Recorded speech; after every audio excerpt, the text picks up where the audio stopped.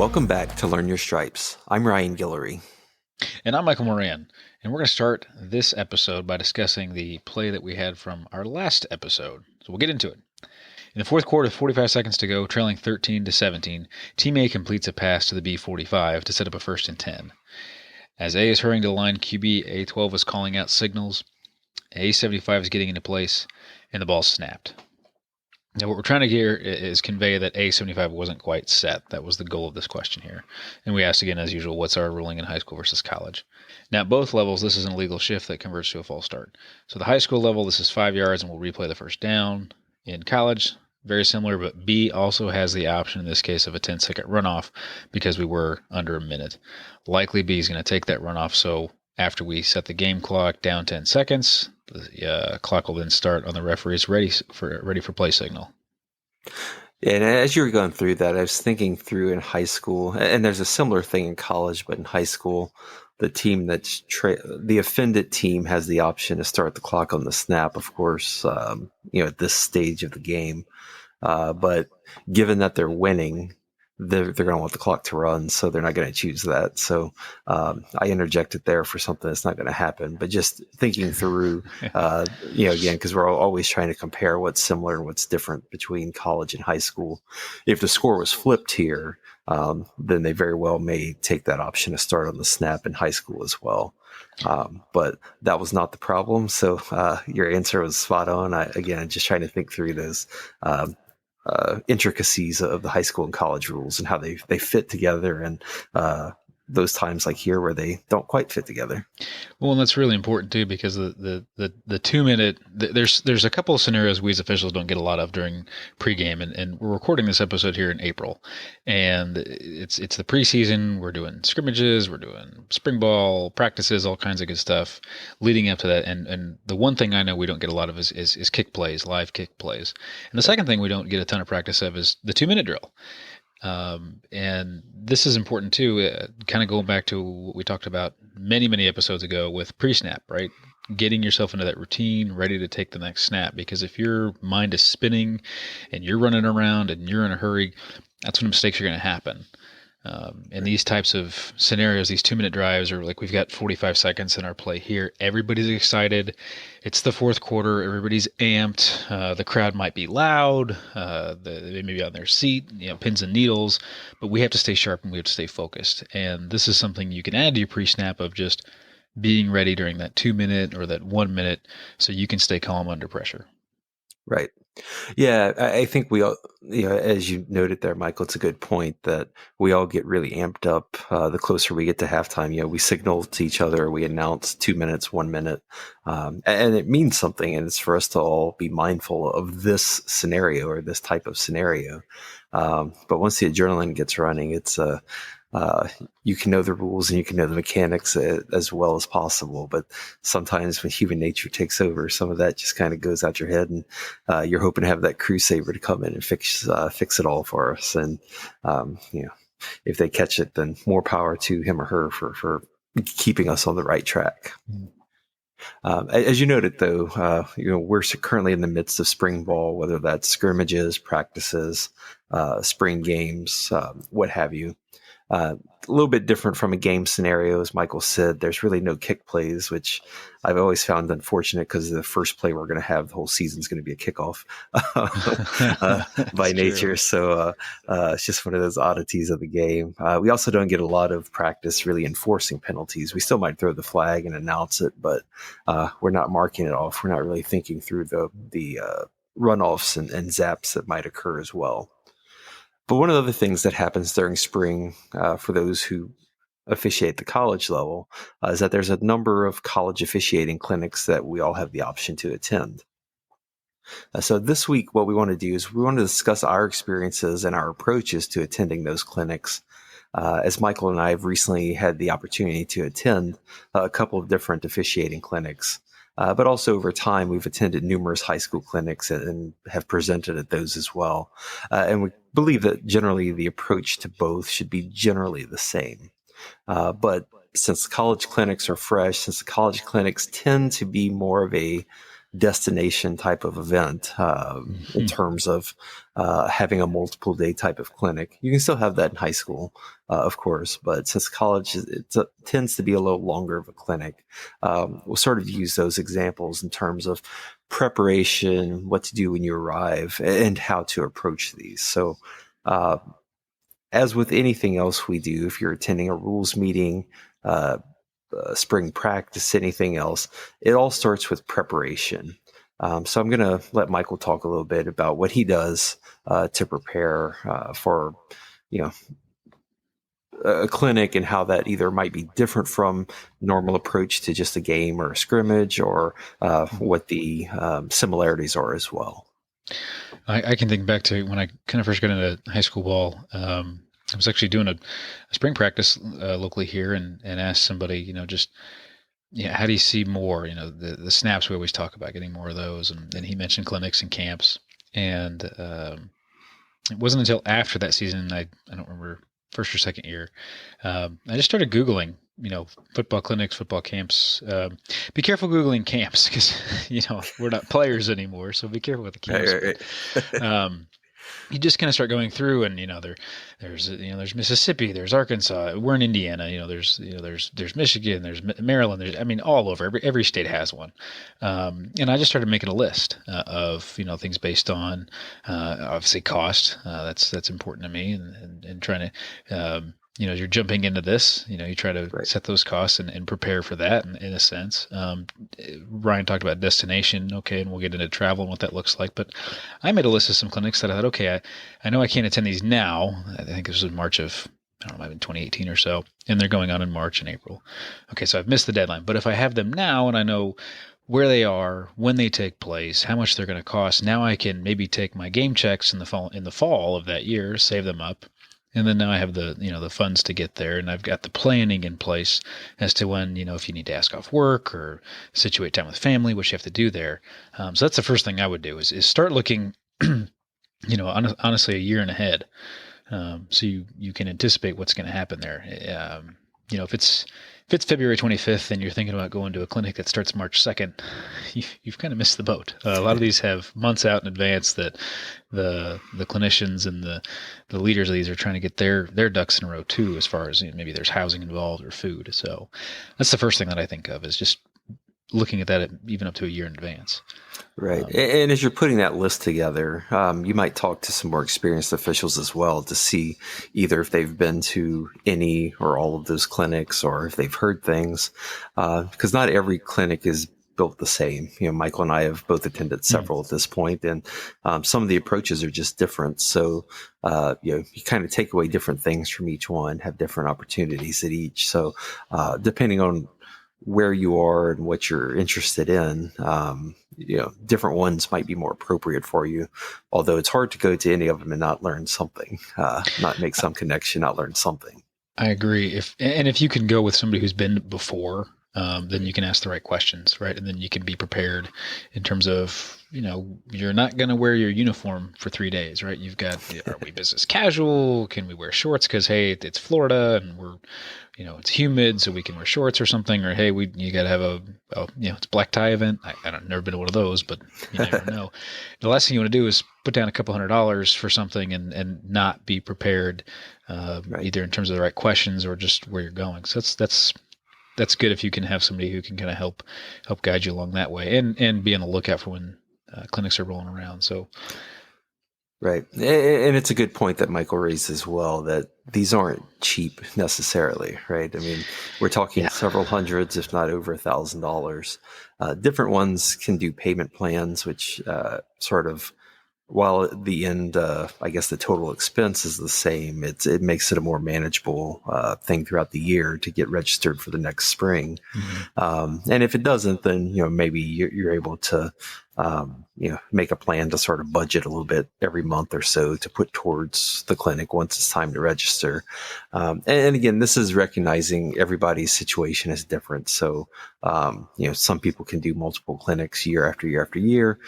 For some, it's a huge undertaking, and we certainly respect that. But, just sort of talking through the approach here, again, some cost a little less than others. So maybe, if that's a a challenge, then just Google and find a clinic that's more in your price range if you're able to do that, just to make that a little bit more palatable and a little bit easier to manage. Because again, no matter where you're going, if you prepare correctly and you approach it in the right way, you're going to learn something. You're going to be better afterwards than you were going in.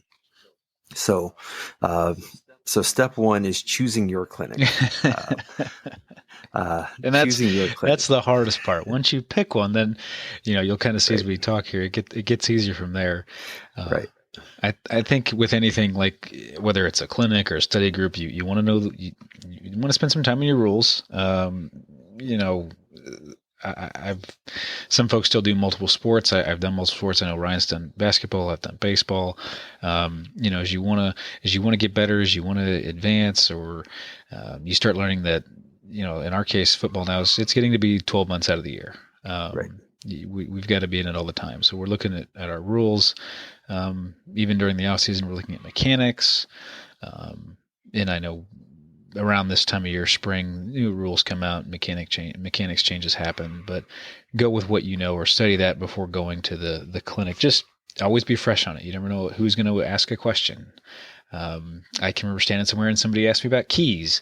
I never thought I'd be asked about keys because, I just never would have thought. And thankfully I just looked at keys a few days before this person asked me. So I lucked out there, but always just be ready for just some simple questions. A lot of times people are just kind of testing the water, seeing if you've put forth the effort.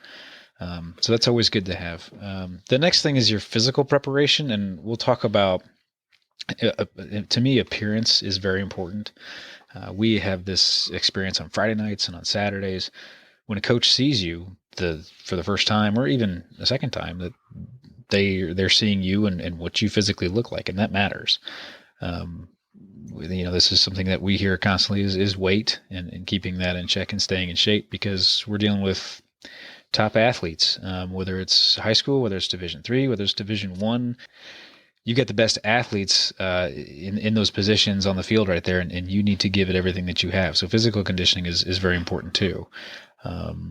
I've heard an old quote of, if you can stay in shape all year, then getting in shape isn't a chore. And, I think we're fooling ourselves nowadays. If you want to go out and work August through November, but then you want to sit on your butt December through April and think you're going to get in shape in 30 days. It just doesn't happen.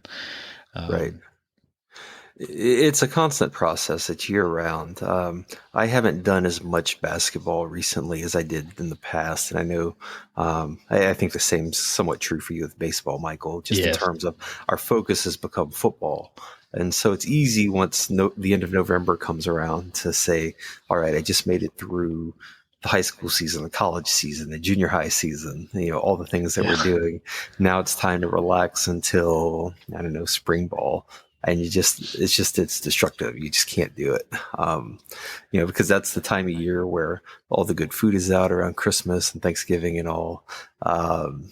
It's cold outside. So, for us being in Indiana, I hate treadmills. They're a necessary evil in the winter, but I would much rather run outside, but I can't really do it in the winter. It's a challenge. And, some people their metabolism is such that in the cold months, you just can't lose weight. So you can't put it on and expect it to come right back off come March or April or so. And that's normal, right? I mean, our bodies do put on a little weight in the wintertime. It just, that's part of life. But right. You didn't, if you gained 5 pounds, that happened, but you didn't gain 5 pounds overnight. You're not going to lose 5 pounds overnight. Right. Well, I guess you could, but not healthily.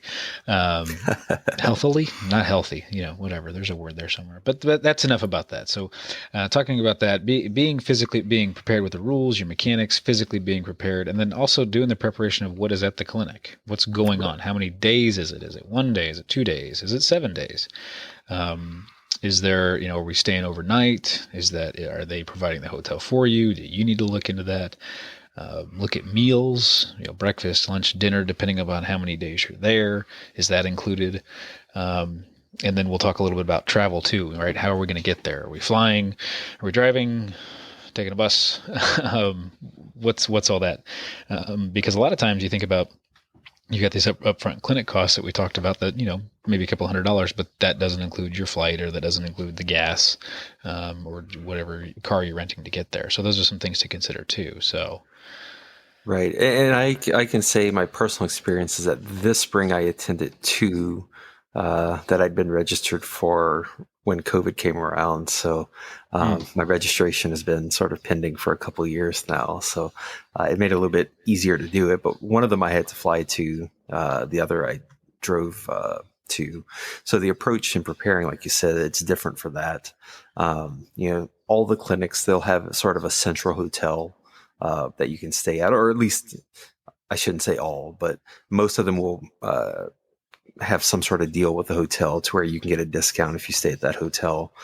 So that is arranged in advance, but it's still up to you to finalize those plans. This is we're adults. This is a professional thing that we're doing, so it's up to us to get those plans in place and to finalize those.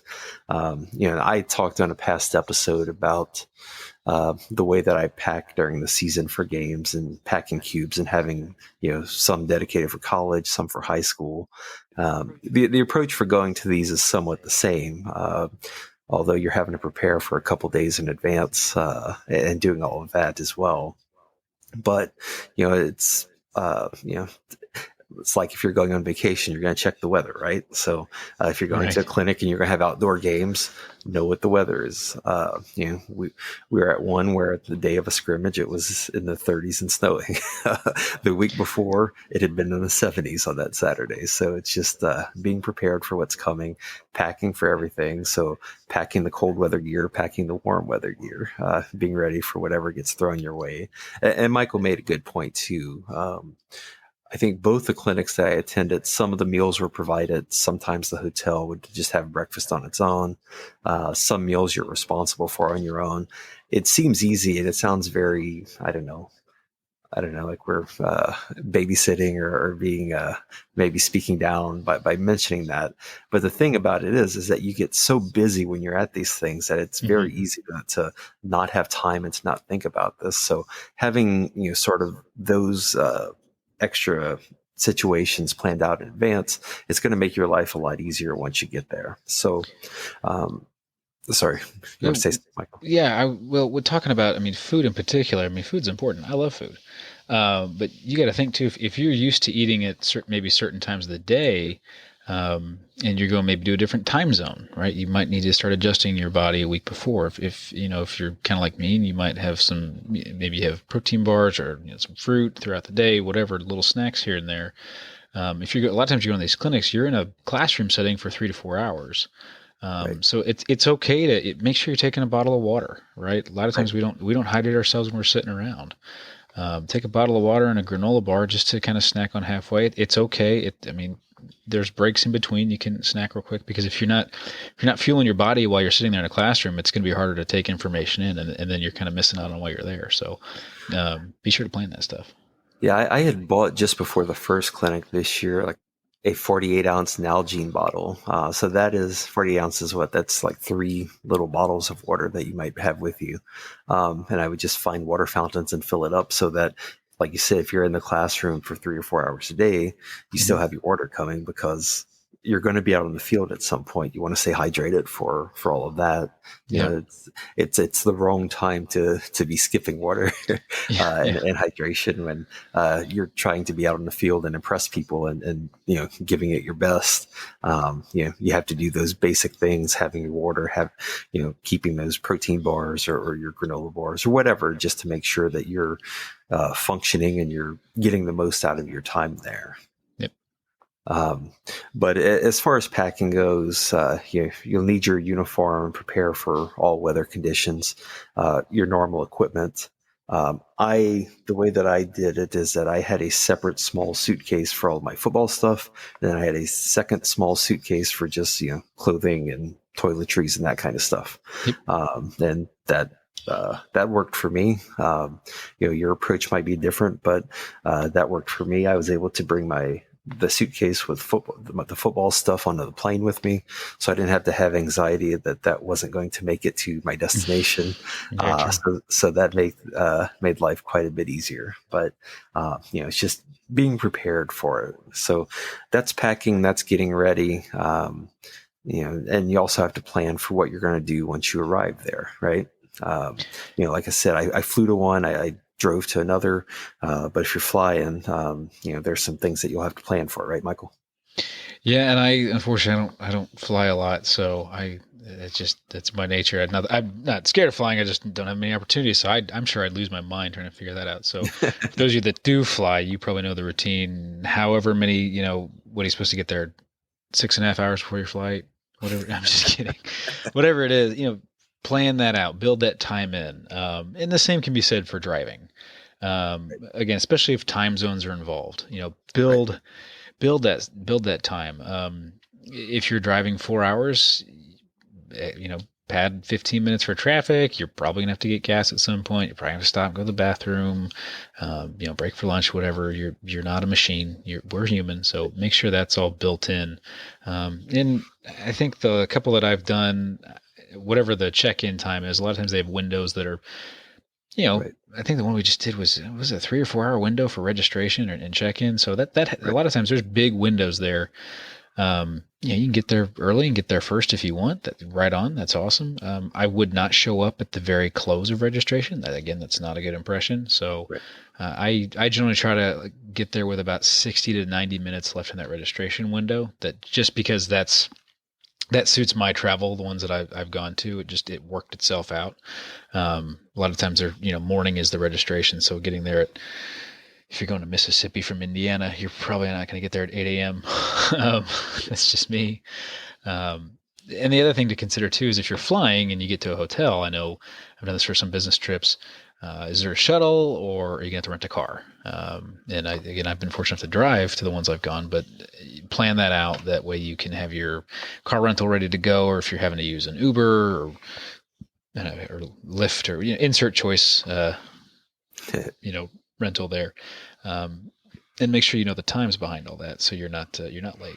That's it. That's the one thing you got to remember too. If you're newer guys like Ryan and I are to some of this stuff, you're making that first impression, and everything you do, assume when you arrive on that campus, you're being watched 100%, right. Because you don't know.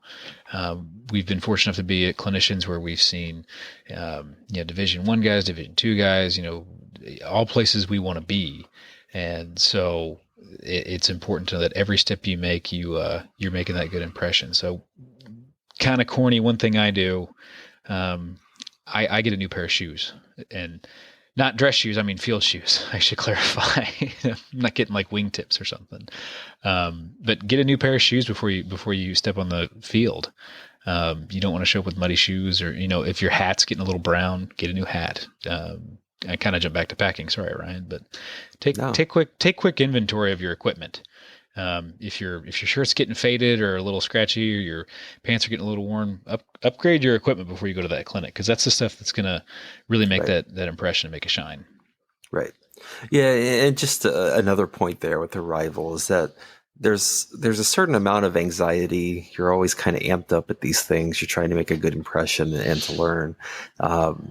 Michael made a good point to make sure you get there in advance, to give yourself some time. You really don't want to have to be rushed on the day of, current time. You could risk missing a flight, since these do occur in March, April, May. It's that time of year with weather that you just never know, right? I mean, a flight can get canceled, can get delayed significantly. Try to build in that extra time. The one that I flew for, I flew and arrived the afternoon before it started, only because I did not want to be rushing in, with my suitcases to the registration for the clinic and all that. It doesn't fit with my personality, and it's just there's enough going on that I didn't want to be have some extra nerves or some extra anxiety just from all of that going on. So know yourself, build in the extra time just so that you're as relaxed as can be once you get going, and then once you get to the clinic itself. You'll get there, you'll get registered. There's typically some sort of welcoming introduction type of session. And then, from there, it's, the last one we went to, the best way that I could describe the first day, it was a bit like drinking from a water hose. The the break there at each one that I've been to, there's breakout sessions that are focused on rules and mechanics. So, Michael and I were talked about, brushing up on your rules and mechanics before you go to these. You're going to have a very intense session of people going through rules and mechanics and film study to put those into play. And at both the ones that I went to this spring, we're talking hours and hours and hours of this, and it's incredibly useful. But you have to be in the right mindset. You need to know the rules and the mechanics so that when they're talking through this and showing examples, these things make sense. It's not something that you're thinking of for the first time. Going back to the example of our play, you don't want to be there and learning that an illegal shift can convert to a false start pre-snap. Yeah, that's a great point. And you don't have to go be the human dictionary either. Right. You don't want to. Any opportunity can present itself and be great, but if you're asked a question and you have the right answer, that's always good. That always feels good. It knows it means you're studying paid off. But it's also a time to look at the rule book or mechanics book. And if you're having trouble, you're having trouble visualizing something, or a rule's just not making sense, or maybe there's some phrasing you're just not grasping. Write those things down, Right. because there's going to be these breakout sessions, and they'll have breaks in between. And you can approach one of your group leaders or breakout session leaders and say, "Hey, I'm struggling with, Rule 851. Help me understand this momentum thing or whatever." I'm struggling with, trying to understand when does it become an illegal shift, or show me in terms of mechanics, why are we doing this with reverse mechanics? Who do we pick this up? Or crossfield mechanics. I've listed too many examples now, but write those things down that you can't just quite visualize and you're just not quite getting, because then you can focus on something when you're there instead of just trying to, like Ryan said, drink from a fire hose and take it all in. It can be overwhelming. Right. And I know we're bouncing around a little bit here, at least I am.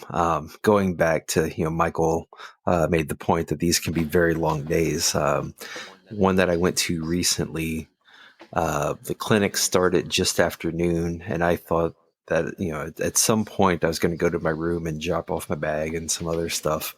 The first time that day that I had an opportunity to go to the room was 10:30 at night. And that wasn't because I was avoiding it. That was because there was literally no time, just because everything was back to back to back to back the entire day. So it took about 11 hours before I even saw the room that I was going to be staying in. So, Yeah. When we say prepare in advance as much as you can, that there's a reason for it. It's our experience that once you're there, you're busy. You can't think through and set up new things, or, try to deal with a lot of logistics once you're in the middle of it. Mm-hmm.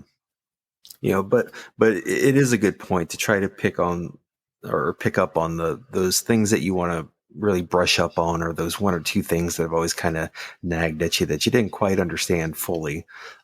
This is a great opportunity, as Michael said, to sort of drill that down, because you're going to have classroom time, right? It's going to be rules, it's going to be mechanics, and it's going to be watching a lot of film that puts those rules and mechanics into play. You're going to hear from a lot of high-level officials who are giving you good tips on how to, approach things mechanically, about how to use common sense applying rules, about some of their, their experiences and things that might benefit you.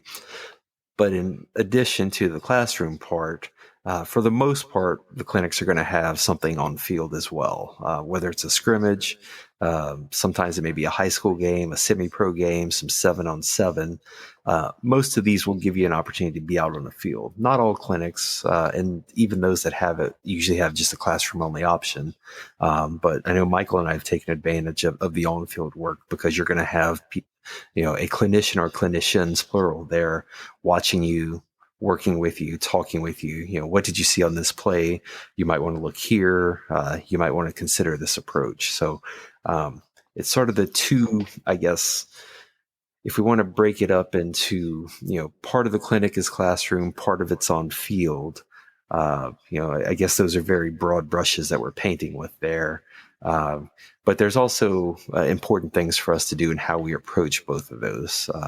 And attitude is about the most important thing that you can, number one, control, but number two, really be focused on bringing some positivity to these clinics. So I'll let Michael talk a bit about what we mean by that. Yeah, I think you hit it right perfectly just with your attitude.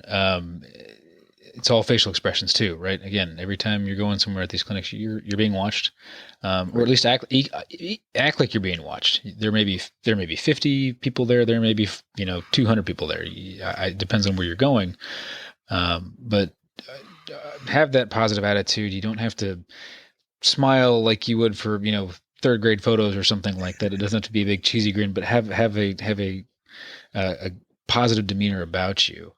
And when you're on that field and the clinician says something like, hey, take a step to the left or take a step to the right or work this way on the field, everything's two-dimensional to me because I'm a wing. Ryan and I have talked about this. So back judges, umpires, referee, sorry, we don't work in 3 dimensions, but just try those different things. If you're looking at a key this way or you're lining up over here, just try it. Say yes sir, yes ma'am, and just try it. Right. The moment you think you want to get in an argument with your clinician, or the moment you think you know better, you're done. That's the quickest way to shut a conversation down. You're essentially telling them that you think you know better, and then they're not going to help you. And I don't think that's any way to go about it. Now, sometimes there may be conflicting information if you're working in a certain league and your supervisor maybe wants you to work a certain way and the clinician tells you to try something. Just try what the clinician says, and then maybe after the clinic, and we can talk about this later, after the clinic, bring it up to your supervisor. Right. And I think, Ryan, the one we went to, we just talked about, they even openly said, some of the clinicians, hey, we're going to work on this, but if your supervisor wants you to do something a little differently, do it a little differently. Ryan and I work in the Heartland here. We've talked about that before. And we work 7-man mechanics with our umpire on the defensive side. Some 7-man conferences around us, there are umpires in the backfield, kind of like the NFL. Right. So if you're an umpire, that might be something you have to work around. Maybe you're there that day and they want you to line up on the defensive side of the ball. So you're going to line up on the defensive side of the ball, even though when you go back home, you're on the offensive side of the ball. It doesn't mean you can't learn something else. It doesn't mean you can't learn a different technique. So last thing I'll say, just back to our playing days, hustle. You step on the field, move. Even the lazy jog is better than walking. I think we can all kind of picture I did anyway. I was an offensive lineman in high school. The hog jog, as we called it, just something with some pep in your step. If you're on one end of the field and you're doing some stations, or you're rotating, or your next scrimmage is on another field or something, jog over there, because you're always being watched. And I've said that, and I'm going to keep saying it. You're always being watched. Right. Yeah. I mean, if you can get out there and run a 10-second 100-yard dash, then you're probably going to get some people to notice you, but that it will never be a possibility for me. And I think for most of us, that's outside of our realm. So just blazing speed is not something that most of us have or can develop for this profession. But what we can control is that we can hustle, like whatever speed or lack thereof we might have, we can show effort, right? And if you can't blow somebody away with that physical aspect of just blazing speed, you can show them that you're going to hustle and you're going to give effort all the time, even when you don't think anybody's looking. If they see you hustling out there, see you giving effort, that's going to go a long way. And I agree 100% with what Michael says. And you'll hear this at every clinic, right? I mean, at our clinic, we had multiple officials from various Power 5 conferences. We've had other D1 conferences as well, and supervisors. For the most part, there's the CFO mechanics manual, right? And we follow the mechanics manual, and that's what we do. But some conferences, they'll do something a little bit differently for, say how you signal your count or something like that, right? It's not a big deal as long as everybody knows what we're doing, but it might vary slightly from one to the next. And so if, as Michael said, if the clinician says, hey, try this today or do this, do it. Don't Yeah. say no. We don't do that back in our conference. No, that's not the right approach there. And if it's something that you think is useful, you can talk to your supervisor when you get back and say, hey, we tried this. What do you think about that? Or do you want us to continue doing it, the way we did before? They learn as well, because it's a collaborative process. I don't think any one conference has the best ideas for every single rule or mechanic out there. And so we can all learn a lot from each other. And if you see something that's useful, share it. It might help you and your conference improve as well. But Michael did a really thorough job there, and I appreciate it, all of that. I just want to add, while we're on this topic, that take every opportunity that possibly presents itself to meet and speak with clinicians and more experienced officials. I know we always say there's no stupid questions, and sometimes we hear a question that we think, well, that's sort of the exception to the rule. But I asked questions at these clinics that I thought, on their surface, some people might think that they're dumb, but when you have people with this much experience, you can learn, right? And so, and chances are half the room has the same question. Yeah, and at one of the clinics, like half of the time, I worked a position that was a little out of the ordinary for me. So I had a lot of questions. I had questions that, they might not often get from guys who have college experience there, but it was a new position for me. And although I'd read my mechanics manual and had done as much as I could there, it just didn't present itself. So, there were NFL officials at that position, Big Ten officials at that position. And so, I took advantage of it. I asked questions and I learned, and I ended up better for it. And, it's just, they're there to answer the questions. Don't go to these. You're spending a lot of money. You're spending a lot of time. You're just putting a lot of effort into this. Don't leave there still having those questions and let them be unanswered at that point. Absolutely. And then, so, that's the structure itself. You've got the classroom portion. There's something on the field, whether it's an actual college scrimmage, a college game, high school game, semi-pro, 7-on-7, whatever it is, there's a chance to see some snaps and to be evaluated. So you get through the clinic, you leave, you get home. And then post-clinic, there's still some steps for us to think through, and some ways for us to get better there. So, Michael, once you get home from the clinic, what are you doing? I would suggest to actually take a day off. I really would. Mentally, especially if you're at a 2 or 3 day clinic, mentally you're drained. You spent 1 or 2 days in the classroom. You've had things flying at you 100 miles an hour. The snaps you've seen, if you're on the field working, you might get 50 snaps. Maybe you're lucky to get 100 snaps. And 100 snaps, guys, that's half a game.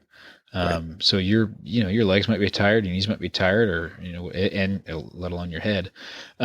So I would take a day off. I would, just like you would after working a game on a Friday or Saturday night, come back, just recoup, spend time with your family, spend time with yourself, drink some Gatorade, just kind of let it mellow. And then maybe the next day or day after, we got to get back to, our day jobs. If you got to do that first, that obviously we got to take priority there. But next day, come back to it and then look through your notes. Think about, okay, I had this question going in, hopefully you got it answered, and hopefully things are making sense. So go over those things that maybe you had questions going in, and make sure you're able to answer them. And if you were, great. If you weren't, spend some more time studying either that rule or that mechanic and try to figure it out. If you were lucky enough, some of these clinics have socials. A couple of there's one I went to, didn't really have much of a social aspect to it after it was kind of a lot of on-field work. And another one I did, there was a designated, hey, we're going to have a social for 2 hours and just kind of, hang out and talk. Maybe you get a chance to get a clinician's email address. So if you have questions, you can email them. A lot of these clinicians are doing this. You got to remember they started just like us. They started working middle school ball and high school ball, and now they're working the big show. Maybe they're doing the Power 5 like we talked about, or they're doing the NFL. That's where a lot of us want to be someday, and we keep working. But if you get a contact with them and A lot of these guys are very friendly. They reach out, and they're happy to take questions and help you answer them. So you have that opportunity if it's there. I think outside of that, it's always good to kind of regroup with your supervisor. If you've got any questions coming in, like Ryan talked about, maybe there's something you might try coming into the season this fall, or there's something that, just kind of sticking point that you're trying to figure out. But just take that time to reflect on what you have, and then use those notes that you have going into your study time, right? We talked about it's April now. We're recording this. We've got 3 months left before the season starts, and you got to incorporate some things. There's things I learned in terms of pregame, in terms of film. I have a whole new outlook on how I watch film now, and so I need to start putting that to good use. Those are some things you can do. I don't know, Ryan, with the what you took away. I know you said you've worked a couple of these now into different positions and spent time. I don't know if maybe the position you're not familiar with, maybe there's something there that you took away or can use. Yeah, so I have a couple. So from the first clinic I went to, we've said before, I primarily work line of scrimmage. And so one of the things that we always have to judge, and it's very important, is whether a pass crossed the line of scrimmage or not, right? Because that will have a big impact on OPI. So if Michael comes from deep and asks me, did that ball cross the line of scrimmage or not? I'd better know the answer because that's the difference between a 15-yard penalty or if you blow that call, then probably a touchdown. Just it seems to be how that Sure. always goes, right? And so at the first clinic I went to, the clinician told me, he said, just verbalize it, just say out loud, beyond, behind, beyond, behind every pass. So I was really lucky. The week after that one, I got to go work a scrimmage locally. And just when there were some drills, so not team drills, there was I think it was 7-on-7 at that point. I just went out there and every pass, regardless of if it was, 10 yards beyond or 5 yards behind and obvious to everyone, I just practiced verbalizing it. And I want that to become a habit for me. So that was one of my takeaways. And the second, so I worked partially at referee at another clinic, which I've done a few lower level college games, but not anything that complex. And it was a fantastic experience. I really, I encourage you, if you're interested in any other positions than what you normally work, to go to a clinic at a position that's sort of outside your primary comfort zone, because you're going to learn something. Because I learned a ton, through this process. But as Michael hit on, one of the things is watching film. So in the field, sort of going through the, not just the pre-snap routine, but the post-snap routine, how you're reading keys, where you're moving there. These are things that I just didn't have a lot of experience in. But as the clinician pointed out, you can turn on every game that you have access to, put on the end zone view for the camera, and it's the exact same. The view that I have on the field from the offensive backfield, if I have the end zone view from the end zone behind me, I can scan that line. I can look for the formations. I can look for those backs coming across. I can see if a guard is pulling, so where I need to look. You can watch film, and you can watch every play from the end zone view, and it's as if you're working that position out there. So that's really helpful. So I'm trying to do that right now. In addition to everything else, the reviewing rules, reviewing mechanics, all that, working on conditioning still. I'm just going through and watching film in a whole new way for me. It's a great learning opportunity, and I'll be better for that.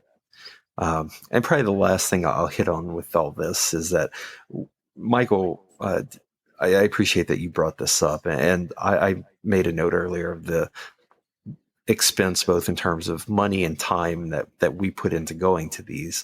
Obviously, that's a sacrifice for our families as well, right? I mean, the money that you put into a clinic to travel there and to register and to do all that, the hotel, that's a vacation. Yeah. That's a family vacation. That's something for your spouse, for your kids. You could be doing other things with that, but you're making an investment in this process. So, Michael made a good point that when you come back, take the day off, spend time with your family, thank them for their sacrifice and letting you do this as well. Mm-hmm. Celebrate them, because this, when I flew out, this was an exciting thing for me, right? And both the ones I went to, is an exciting process, and I appreciate it very much, and I learned a lot. But I got to take this trip while family still here at home, and they didn't get to go have this fun experience. And there's some selfishness that we always feel for that, but that's all made possible if our families are invested. And I don't mean monetarily, although that's part of it. It's the support that they give us, that the emotional support, all of that. When you get back from these, make sure you thank them and you spend time with them, and show them how much you appreciate them as well. Because although our podcast is about football officiating, you can't do this without the support of your family. And if you do, then that could have some bad results for you.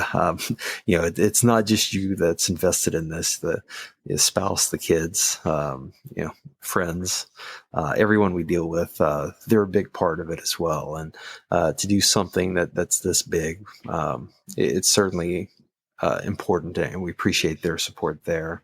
And that's whether it's a college clinic that takes 2 or 3 days, or a high school clinic that's a full day for you.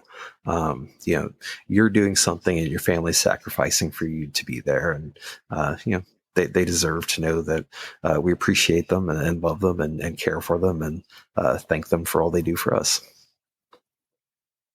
That's a great point. And we hit a lot on the college clinics tonight, probably because we're fresh off of it.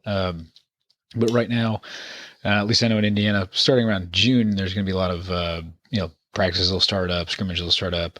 We'll have a couple of clinics I know here locally that we'll have. And those I know, check with your local organizations, because right now signups are probably going on for those. And I'm sure there's still spots left for a lot of those. So if you're a first year official, or even second year, or 10th year official, right. And you're wondering, how do I make those steps better? This is the time, right? We got to dedicate ourselves during the off season to put into place those things that we can practice, just like the athletes. They have to practice before they can play, and we need to be doing the same thing. Right. Yeah, there's one that Michael and I go to every year here in Central Indiana, that has both the classroom component and a field component as well. It's a 1-day thing, but it's an 8-hour day. There's a lot, so it's a long day. Comparable to the college clinic. It's a lot going on for 1 day. For those who are coming from other parts of the state or from out of state, you may have to look at travel plans as well. If you're coming from, a border area of Indiana somewhere, and you've got a 2 or 3 hour drive, maybe it's worth coming in the night before. Or if you're attending from another state, maybe you have to plan for that as well. So I think the approach is the same. Listen to the clinicians, and then if there's some questions afterward, something that you saw that was new, talk about it with your crew. If there's questions, contact your state, commissioner for football, just to clarify something mechanically, if that's appropriate and you're comfortable doing that. But if there's something that's not incorrect, that fits the mechanics that you're working, then, check on that, just like we said, to check with your supervisor at the college level. So I think the approach is the same, as Michael just noted, whether it's a college clinic or high school. I think it translates to both. Mm-hmm. Well, as we said, it's important to take a day off and to take some time to relax at the end of a clinic. In much the same way, we reach the end of this episode. We'd like to thank you for joining us once again for another episode of Learn Your Stripes. As always, we'll leave you with a play to consider. Okay, we have A44 is running a route near the sideline. The pass is then thrown in his direction. He accidentally steps on the sideline, leaps into the air, muffs the pass while airborne, returns to the ground inbounds, grabs the ball, and lands on his knees with the ball secured. What do you have? We'll discuss that play at the start of the next episode. In the meantime, if you want to let us know what your ruling would be, or if you have any questions or feel we made a mistake, please email us at learnyourstripes@gmail.com. You can find us on your app of choice, or obtain episodes or an RSS link to directly download all episodes into your podcast app of choice at learnyourstripespodcast.com. Please also follow us on Facebook at Learn Your Stripes Podcast, on Instagram at the same name, and on Twitter at LYS_podcast. If you enjoy the podcast, please tell your friends and rate us 5 stars and leave a review on your app of choice. We'll see you back here in a few weeks. In the meantime, keep learning your stripes. Thank you.